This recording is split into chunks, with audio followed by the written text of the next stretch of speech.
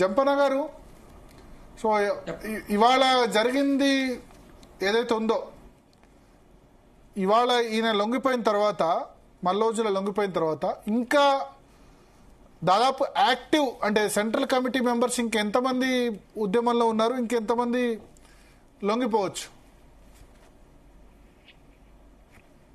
ఇప్పుడు మనకు వచ్చిన సమాచారము అభయ్ నాయకత్వంలో 60 మంది లొంగిపోతున్నారనే వార్తలు మనకు వచ్చినాయి. దాంట్లో ఒక ప్రత్యేకత ఏంటంటే మొత్తం భారతదేశం లోపల అంటే ఇంత సంఖ్య, ఆ సంఖ్య అంటే వాస్తవంగా 60 సంఖ్య పెద్దని కాదు. వాస్తవంగా ఈ 60 మంది లోపల state committee members, division committee members అంటే కీలకమైన వాళ్ళు కూడా చాలా మంది లొంగిపోతున్నారనే వార్తలు ఏవైతున్నాయో చాలా న్యూస్ ఛానల్స్ చెప్తున్నాయి. వాస్తవాలు ఉండొచ్చు, దాదాపు అవే ఉంటాయి. ఏమైనా ఉంటే కొద్దిమంది కార్యకర్తలు ఉండొచ్చు, సాధారణ కార్యకర్తలు ఉండొచ్చు, కానీ ఎక్కువ మంది ఇంత సంఖ్య లోపల ఈ రకంగా సరెండర్ కావడం అనేది మావోయిస్ట్ పార్టీకి కొంత నష్టమేది, తీవ్రమైన అంటే ఒక పొలిటికల్ నష్టం మీనింగ్ ఒక పొలిటికల్ నష్టం అది. తర్వాత దీని యొక్క ప్రభావం అనేది ఉందో దేశంలో అంటే వాళ్ళు ఒరిస్సాలో ఉన్నారు, మహారాష్ట్ర ఉన్నారు, లేదా జార్ఖండ్ లో ఉన్నారు, ఛత్తీస్గఢ్ లో ఉన్నారు, తెలంగాణలో ఉన్నారు. తక్కువ ఎక్కువ సంఖ్యలు ఏమైనప్పటికీ ఒక కీలకమైన ప్రభావాన్ని వేస్తుంది. వాస్తవంగా ఈ సంఖ్య మావోయిస్ట్ పార్టీ లోపల ఇదొక మైనారిటీ నా దృష్టిలో ఇది. ఎందుకంటే మెజారిటీ కాదు.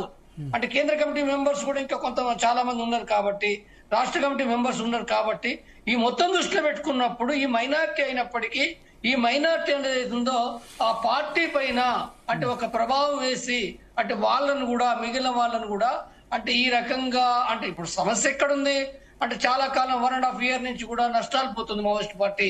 కేంద్ర నాయకత్వం, రాష్ట్ర నాయకత్వం దెబ్బతింటుంది.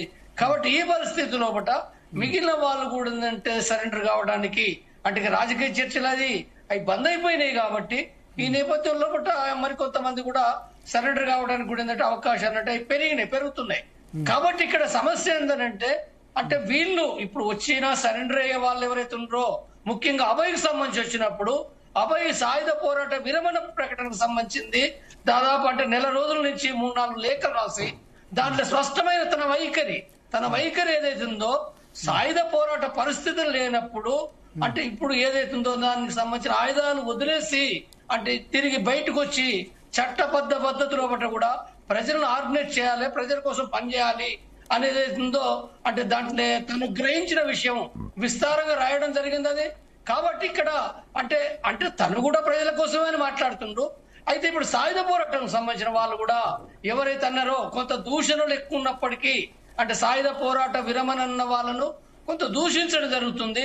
కాబట్టి దూషణ ఏదైనప్పటికీ కూడా అంటే వాళ్ళు నా పర్సనల్ విజ్ఞప్తి ఏంటంటే వాళ్ళు ఆలోచించాలని చెప్తున్నా. లేదు నేను అంటే వాళ్ళు సాయుధ పోరాటం పరిస్థితులు లేనప్పుడు మీరు త్యాగాలు ఏవెత్తున్నాయి అవి అంటే అనవసరమైన త్యాగాలు కానీ నేను గుర్తు చేస్తున్నా. లేదో మీరు చేస్తున్నట్టు అది మీకు సంబంధించిన ప్రజాస్వామిక హక్కుగానే ఎవరైనా గుర్తిస్తారు. సరే అది ప్రజాస్వామిక హక్కు అనుకున్నప్పుడు ఇక్కడ రాజ్యం ఉంటది, ఎంత జరుగుతుంది. కాబట్టి మరి ఇవన్నీ కూడా ఏంటంటే వాళ్ళు ఆలోచించుకోవాల్సిన అవసరం ఉంటది. కానీ వీళ్ళు ఎవరైతే ఇప్పుడు అభయ్ నాయకత్వంలో సరెండర్ అవుతున్నారో వాళ్ళు రేపు వాళ్ళ ప్రోగ్రామ్ ఏమిటి అనేది ఉందో మనం గమనించాల్సి ఉంటది. ఓకే, సో అంటే ఇప్పుడు ఒకటి అభయ్ నాయకత్వంలో 60 మంది వస్తున్నారని చెప్పారు. ఇంకెంతమంది మిగిలి ఉండొచ్చు యాక్టివ్ మావోయిస్టులు? నా దృష్టిలో ఉండేది చాలా చిన్న మైనార్టీ. వాస్తవంగా ఒరిస్సాలో ఉన్నారు, ఇంతకంటే ఎక్కువ సంఖ్యలో ఉంటారు. ఒరిస్సా లేదా జార్ఖండ్ లో ఉన్నారు, లేదా ఛత్తీస్గఢ్ లో ఉన్నారు.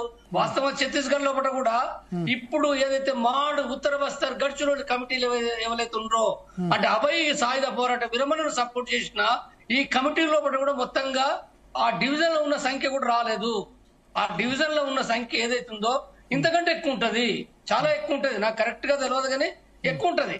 కాబట్టి అంటే అందరూ అక్కడ మొత్తంగా ఈ జిల్లాల నుంచి అందరూ వచ్చిండ్రనేది మనం భావించవలసిన పని లేదు. అది తర్వాత వెస్ట్ బస్తర్ ఉన్నది, దక్షిణ బస్తర్ ఉన్నది, తెలంగాణ ఉన్నది, ఇతర రాష్ట్రాలు కాబట్టి తెలంగాణలో కూడా ఉన్నారా? తెలంగాణలో కూడా ప్రెజెన్స్ ఉందా? ఇంకా ఉన్నారు కదా, తెలంగాణలో కూడా ఉన్నారు కదా. ఎక్కడ భద్రాచలం ప్రాంతంలో ఉన్నారా లేకపోతే ఎక్కడ? బీజేపీ కూడా ప్రకటించింది కదా తెలంగాణ లోపల కూడా కొంత సంఖ్య ఉన్నారు. సరే వాళ్ళు ఎక్కువ భాగం ఏంటంటే ఛత్తీస్గఢ్ లో ఉంటారు. ఛత్తీస్గఢ్ లో ఉంటారు కానీ తెలంగాణ భూభాగంలో ఉన్నారా ఇంకా ఎవరైనా?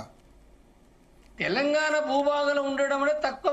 వాళ్ళు ఎప్పుడైనా దాదాపుగా అంటే 2005-6 తర్వాత నుంచి గత 20 సంవత్సరాలుగా అంటే తెలంగాణకు వచ్చిపోవడం, వచ్చిన సందర్భంగా ఎన్కౌంటర్ గురి కావడం, మళ్ళీ ఛత్తీస్గఢ్ లో పోయి ఉండడం అనేది సాధారణంగా ఉండే ప్రక్రియ అది.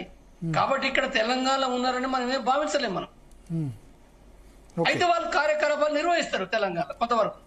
తెలంగాణ కార్యకలాపాలు నిర్వహిస్తున్నారు ఏదో ఒక మేరకు, ఏదో ఒక రకంగా ఒకరిద్దరు పంపి లేదా ఏదో రకంగా కొంత యాక్టివిటీ ఆ బార్డర్ లో కొంత చేస్తారు. అది చాలా తక్కువ అది. ఓకే ఓకే మురళీ మనోహర్ గారు, ఏంది ఫైనాన్షియల్ ఇయర్